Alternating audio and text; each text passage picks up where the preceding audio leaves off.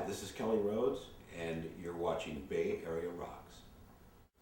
We're at Musonia School of Music. The school has 63 years, and it was started by my mother. My mother and two other partners started this music school in what was at that time known as North Hollywood. We're north of the mountains, and the other side of the mountains is Hollywood. They call it Valley Village now. So, greetings from Valley Village. And this is a functioning, working school. It's kind of a museum too, but we are still in operation. As I said, that's our 63rd year. Now, you mentioned that the school is kind of like a museum. Yes. So this school brings back the old feel where there is no electronics at this time, right? The school is pretty much run the way that a music school would be run 150 years ago. Our computer is a ledger book, and everything is written by hand. It's one-on-one instruction with the teacher of whatever particular instrument the person happens to be studying. And we teach music the way that my mom learned music. You have to learn how to count, you learn a little bit about transposing, and you learn how to read music. We don't have any kind of imitation methods or tab or anything like that. It's just the proper way to learn music, and that we've always done that. And how many teachers do you have working at the school? Currently, we have 3 teachers that work at the school. We've had more in the past. The school was actually very, very busy in the 50s and 60s. It was full of people. We had a lot of students in those days. And then we enjoyed a renaissance of the old days in the 80s with the guitar department. And we had 2 teachers going all the time for guitar, probably largely due to my brother and Edward Van Halen. And how many instruments do you give instructions for here?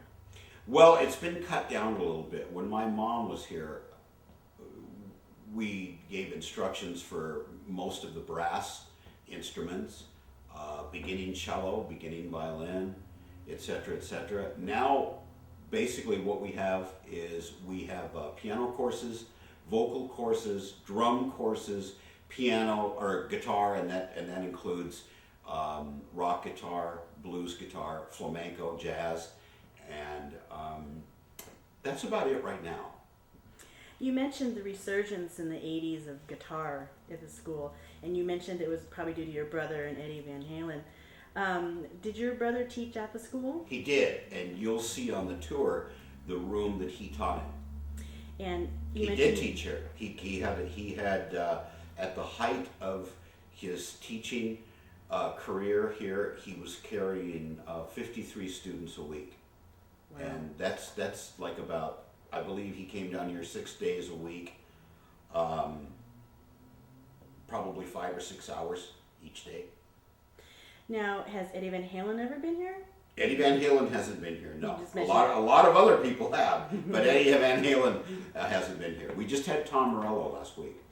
And you mentioned, or someone mentioned there's a lot of special guests that come in here to do teaching for you occasionally. Is that true? No. The instructors here, now that's interesting that you bring that up, because that is something that's been discussed just in the last 2 weeks. Somebody approached us, an artist, and they said, what would we feel about doing seminars here? We have the space for it. So they said we would do a seminar in conjunction with your guitar department and invite other people in, and you might get some students out of that. So that's just been recently discussed, and it looks like it has a possibility of happening. But before this time, we have not done that. The guitar teacher's been here longer than me. He's been teaching here for about 13 years.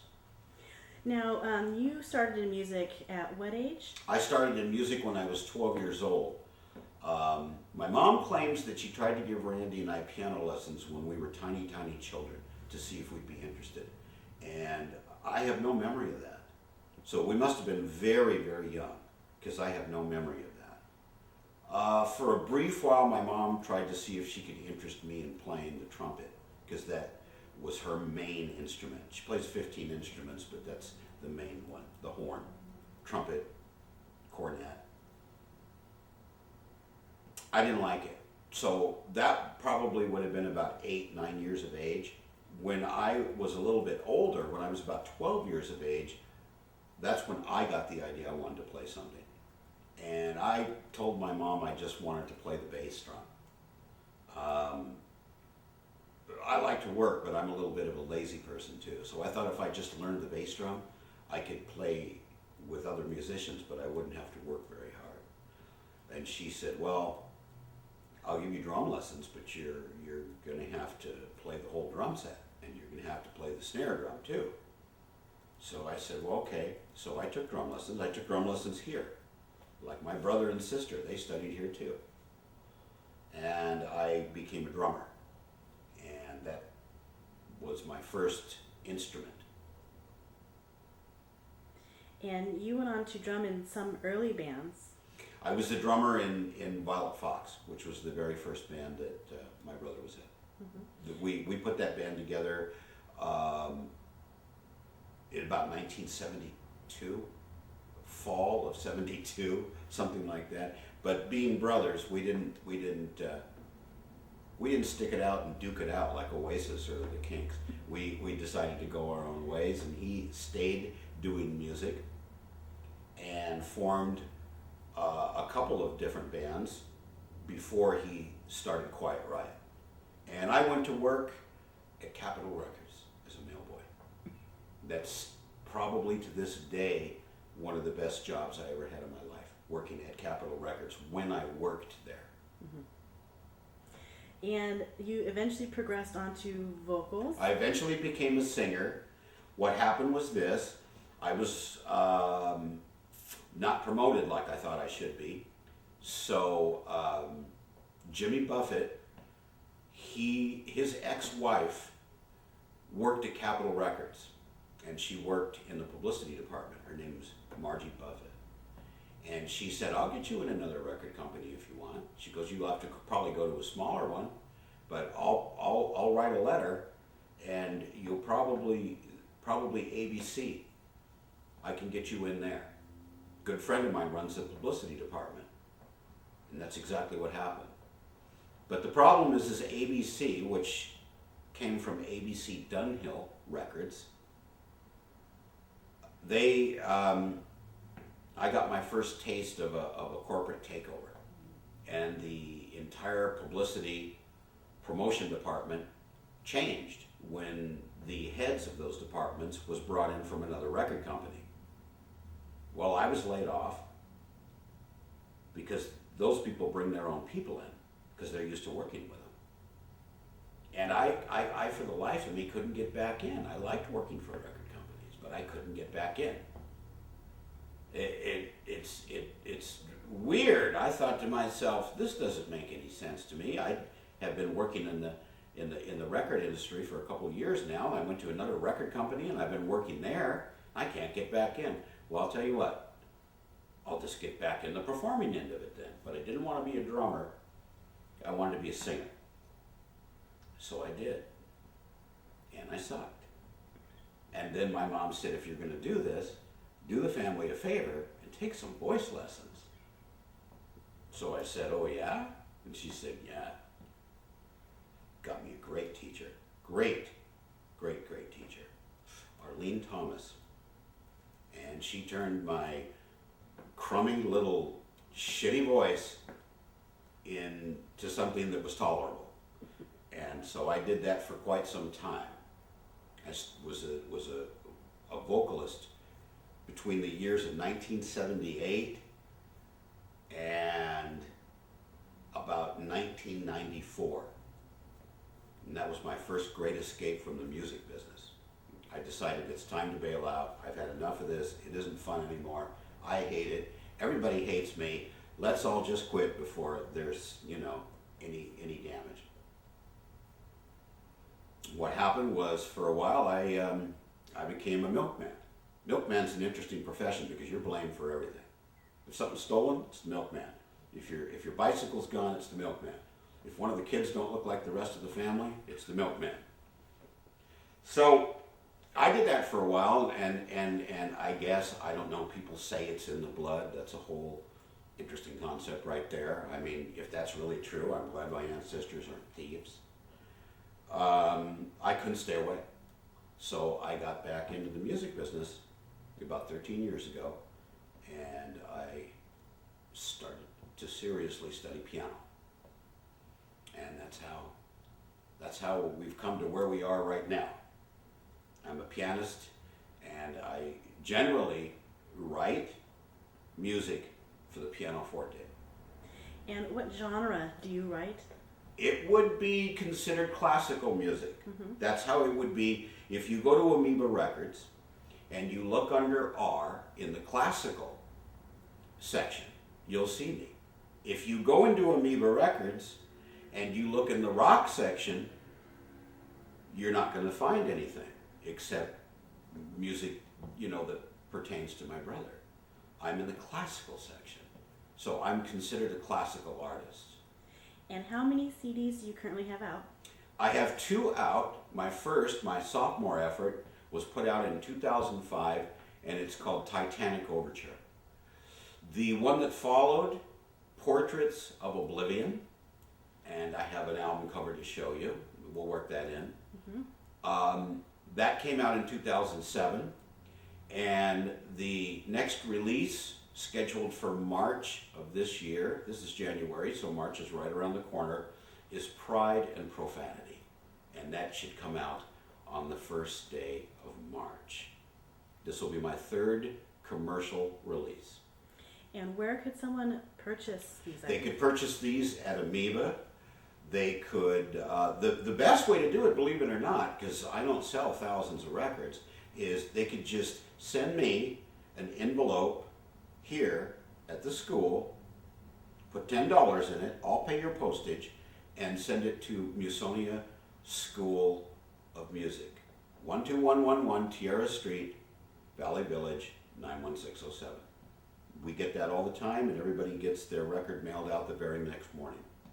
Very good. And we mail them all over the world. That's the best I can do for right now. There's been some discussion about Craigslist, CD Baby, those type of things. And since I understand absolutely, completely nothing about those things, I'm not going to pursue that until I have a little bit more information and somebody to help me with it. I imagine eventually we'll do it that way. Back to the school and students, where would someone call to arrange lessons for their? They would call here at the school. They would call us at 818-761-0521, and we'll arrange lessons. And how many times should someone come in for a lesson? Usually what we do is 1 lesson a week. So you have 4 on a regular basis. Once in a while there are 5 weeks, like there would be 5 Wednesdays or 5 Tuesdays in a month. But the norm is for 4. And when my mom started this school, one of the things that she decided that she was going to do was make a school for people to study at an affordable rate. So somebody could study guitar, an adult. The younger the person that studies is, the cheaper it is. But an adult can study guitar here for an entire month. That's 4 lessons, private with the instructor, for $76. $19 a lesson. Now, if you go back and you look in the records, you'll see that somebody that studied in here around the time that I was born, they would pay something like $3.71 for lessons for a whole month. So it's always been one of the tenets of the school that, number one, you were going to get a music lesson for a very affordable price, and number two, you would learn music you'd learn music like the way these guys are doing it right up here. I'd say old school, but it's not really an applicable term. I would say more like ancient Roman civilization school. So you encourage people to come out and get a lesson? We encourage people to come out and get a lesson, and we also encourage people to come out and see the school. We've had a lot of times people say that they were reluctant to do it for whatever reason. They wanted to do it, they were thinking about doing it, and they didn't do it. Everybody is welcome to come and see the school. We give tours of the school all the time.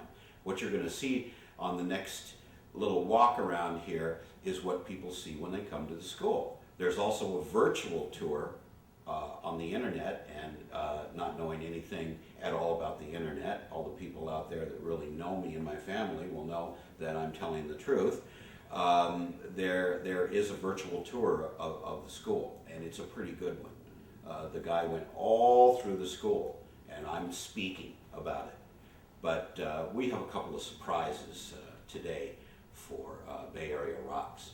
We're going to give Bay Area Rocks a couple of nice exclusives.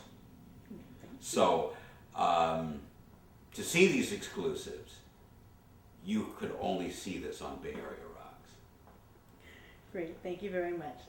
Can I ask you a question about Randy? You certainly can. Okay. So does the family still attend the memorials for Randy Rhoads? All of that has changed very recently. The memorials that exist at the cemetery, and the big one is every March 19th, the date of his passing, and there is a handful of people that come out on December 6th, his birthday. Mrs. Rhoads, my mother, she can no longer attend these functions.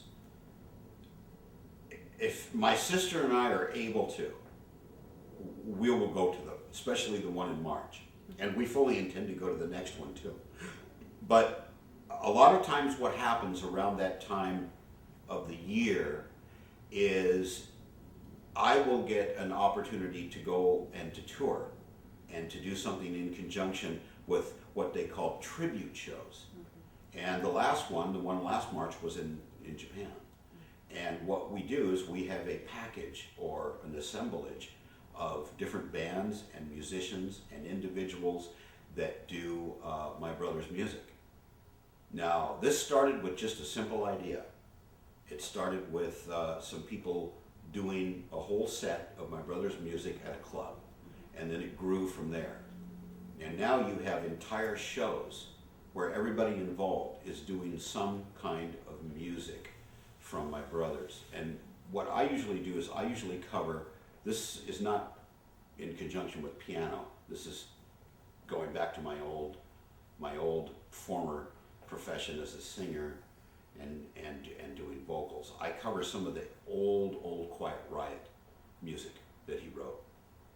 Which was my next question. They cover music of all of his. They cover music of all of his. Generally what will happen on these tribute shows is you'll have 6 or 7 people that show up to play Crazy Train, and you'll have 3 or 4 people that show up to play Flying High Again, or Mr. Crowley, or Over the Mountain, or whatever, and they're all really, really great players, or they're really great bands.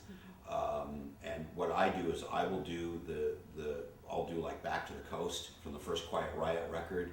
I will also do Killer Girls, and I do Slick Black Cadillac. When I do Slick Black Cadillac, I use a girl singer named Rosanna, because she sings it really, really, really good. And when she sings it, I sing backup. On the other Quiet Riot songs, she sings back up to me.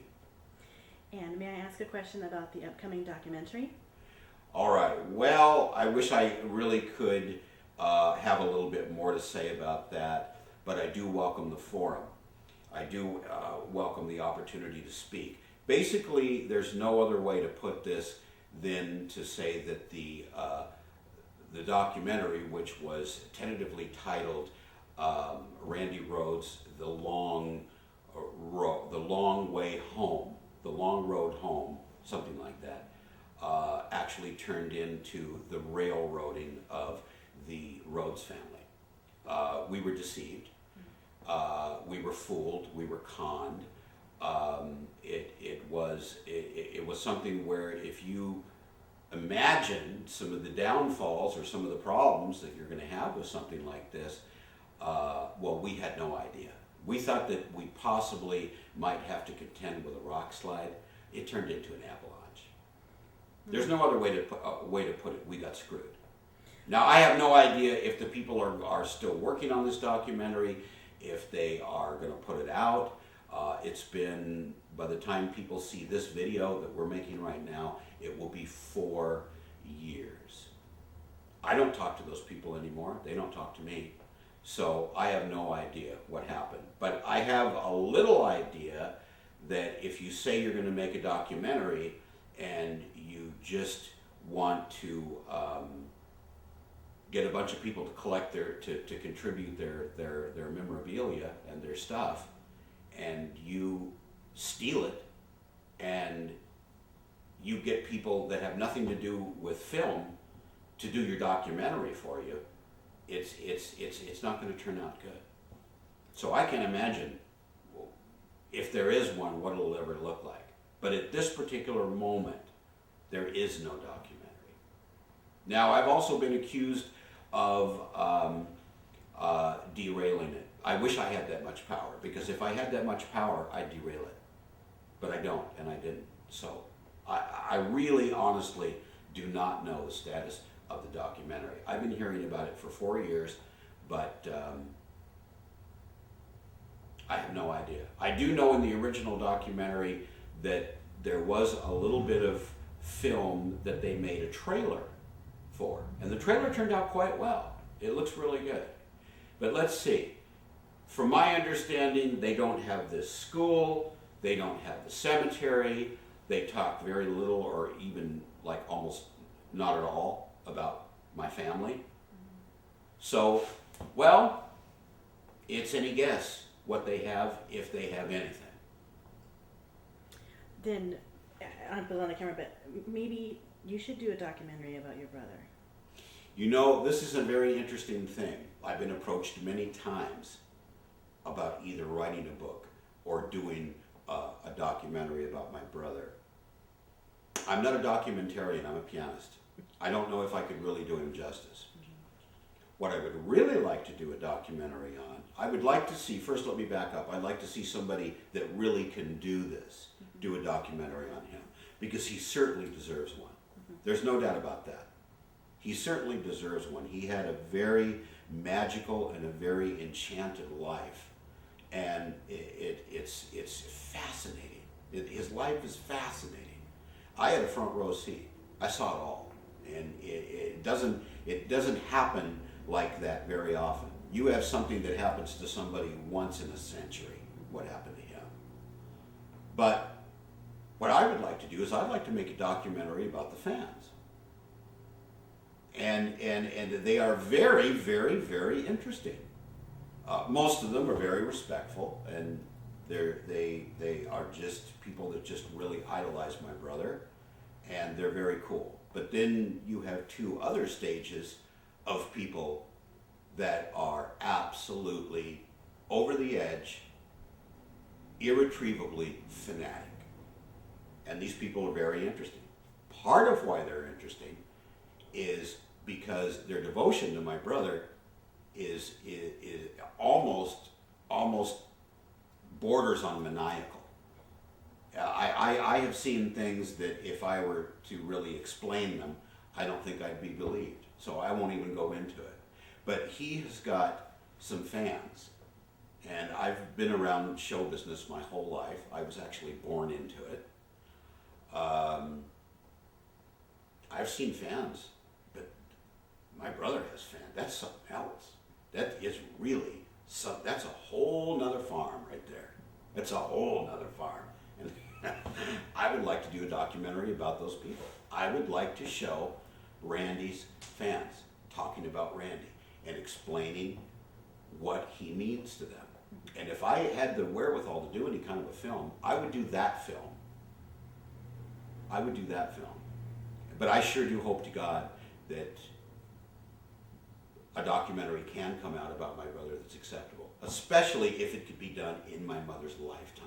That would really, really, really be amazing. So that's about all I have to report on that. Well, I want to thank you very much for your time. Sure. And we are going to take a very nice tour of the school. Sure. Right? Very good. Sure. All right. All right.